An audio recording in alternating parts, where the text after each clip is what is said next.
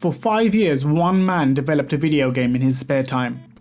He released it for free for the world to play in 2004. His name? Daisuke Amaya, and he created Cave Story.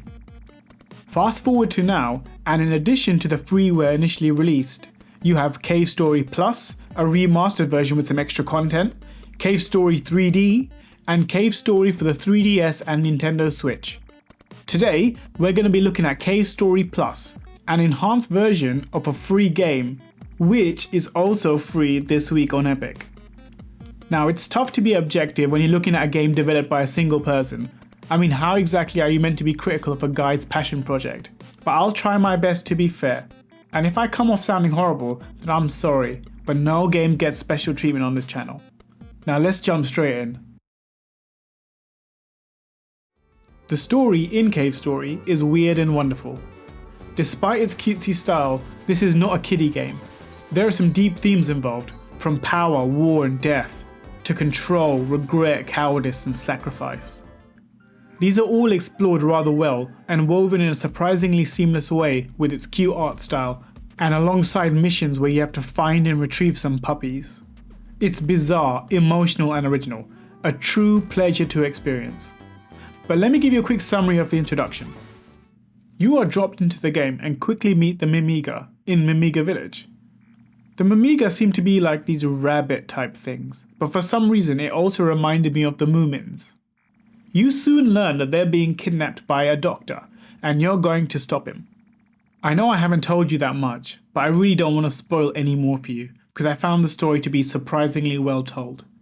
It can be a bit shallow at times, and it's not Game of Thrones or anything, but it has a solid premise, and the trickles of information given to you is well paced. It was also clearly expressed when it needed to be. This is a non-linear game, and for the most part, I knew where I needed to go and why. That isn't to say that everything is spoon-fed to you either. Quite the opposite in fact. A lot of the lore is shrouded in mystery. And this leads me to the first point where I have mixed thoughts about the story, its mysteries and Cave Story's replayability. The game has 3 endings. You can end the game fairly early on if you choose to. I like that this was an option, because I doubt many players would actually end it this way. And there is a save section just prior to this, so you can check out the ending, load, and then go ahead with the proper ending. The other 2 endings I'm not so sure about. I got the normal ending, but when I saw the credits roll, I felt that the story ended a little flat. And then I saw a picture in the credits and I thought, oh, that's a loose end surely. And when looking through my footage for this video, I saw a ton of things that made me think, oh, I should have gone back there, I wonder what's there. So it turns out, I missed out on a lot of content in the game.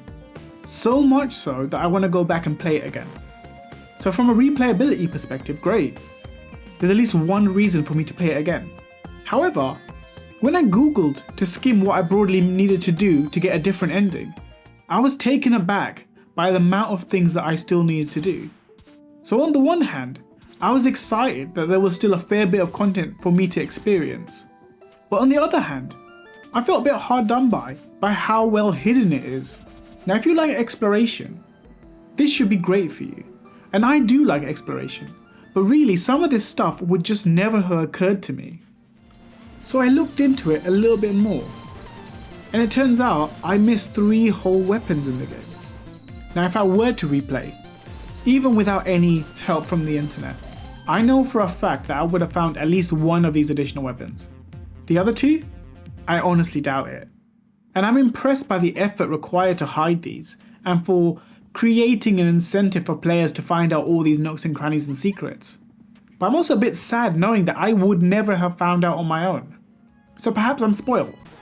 And it's not really a criticism of the story, but bear in mind you might experience something like me, and you might not be able to experience the game and its story to its full potential without some online guidance. And I just don't know if that's the right way to do games. Aside from that, I thought the whole setting in the story was great. The characters in the game are all memorable, and it's hard not to like them, even the bad guys. All in all, a very nice story, which I think would be even nicer if you can figure out how to get a better ending. Now let's jump into the gameplay. Cave Story is somewhat simple in its design. You can obviously jump and shoot, but what really impressed me was how intuitive it all felt.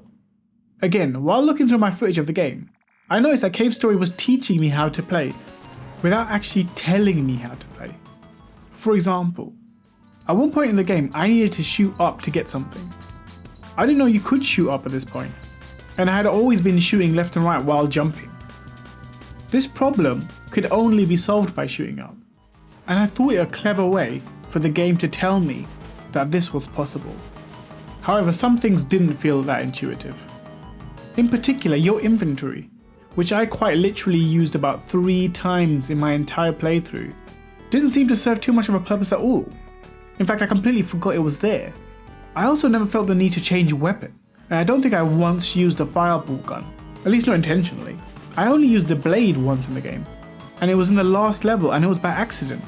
Now, once I saw how effective it was, I kept using it and later finished the game, with the normal ending.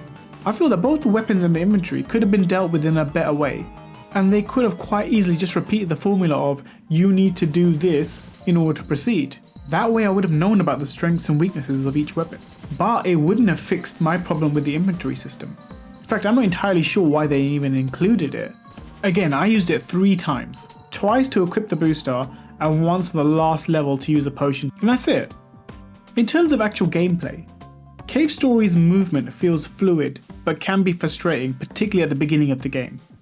I remember slapping my forehead in frustration trying to make some of the early jumps.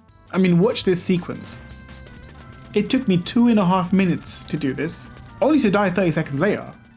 But it is quick to learn the movement. The second attempt at this took me 30 seconds. Once you get the hang of it, movement does feel fluid and responsive. Combat feels satisfying too, although I mainly played with the main gun / machine gun throughout. The best parts of the gameplay are undoubtedly the boss battles though. Although challenging, they are straightforward enough and you never feel like rage quitting. There are save points placed at convenient locations throughout the map, including just prior to boss battles, and I think their placement is spot on. I never felt that Dark Souls type anxiety of wondering where the next save point was. The regular enemies are varied, but not overly so. For the most part, you don't need to adapt your playstyle depending on who you encounter, other than distinguishing between enemies that can fly and enemies that can't.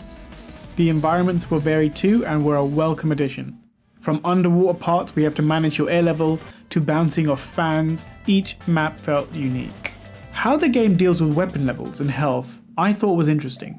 Each time you kill an enemy, they either drop health or these orange triangle things, which will level up your weapon up to a cap of level 3.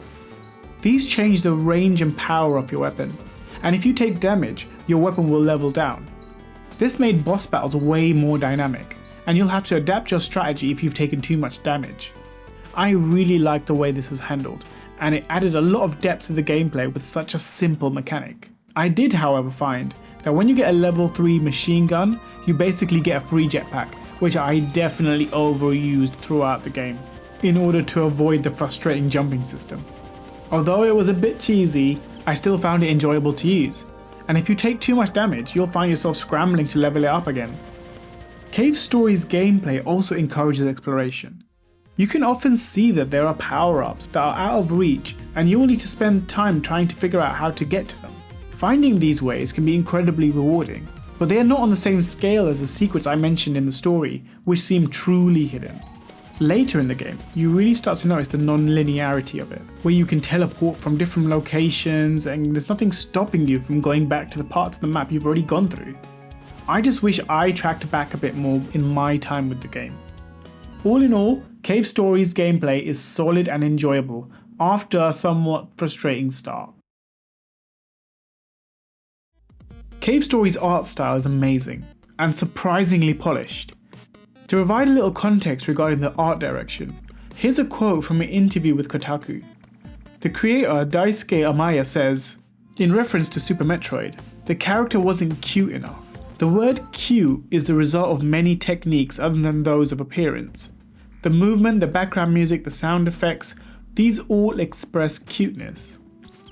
Now I can confirm that he succeeded in making this game cute. From the sprites to the characters involved to the pictures used in dialogue, this game screams cute. This also succeeds in making the characters more memorable and endearing. And when coupled with the somewhat adult themes, Cave Story nails this weird retro cute art style.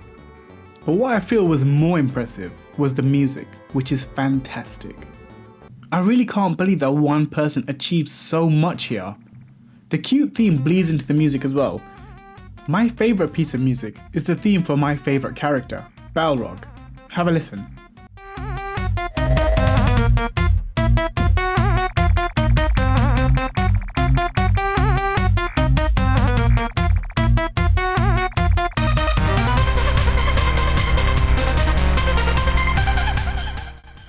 The mix between high energy and catchy melodies, the music is spot on and one of the most impressive achievements of Cave Story. This game really does ooze charm, and the music and art style elevates the solid gameplay and emotional story into one of the most endearing games I've played. Coupled with the fact that this all comes from the work of one person, it's hard not to love Cave Story. In conclusion, Cave Story is great and definitely worth trying out. The fun but challenging gameplay, the simple but emotional story, and the great art style and music make this game a must try. There's also a ton of replayability. Although I was frustrated by the fact that I'd probably never see a lot of it without help from the good folk on the internet, the fact that there is so much to discover means Cave Story provides true value. The original game is also free and created by a single person. What's there not to love? The fact that the original is free does take away from the impact that Epic is giving Cave Story Plus away this week. Because of this, I can't say that Cave Story Plus is a true saving. The remaster does provide some nice touches and some additional gameplay, but does not, in my opinion, provide enough incentive to purchase Cave Story Plus over its free counterpart. But if, and it's a big if, the paid version provides some sort of monetary compensation to Daisuke Amaya, I'm all for it. He's done such a tremendous job and I applaud him for that. And with that, I'm afraid it's time to say goodbye. I'd love to hear what you have to think about Cave Story Plus, so please feel free to leave a comment in the comment section below. If you liked the video, please give it a like. If you didn't, by all means give it a thumbs down. If you'd like to watch more reviews like this, please consider subscribing to our Nomad in Gameland. Thank you for watching and I'll see you next time.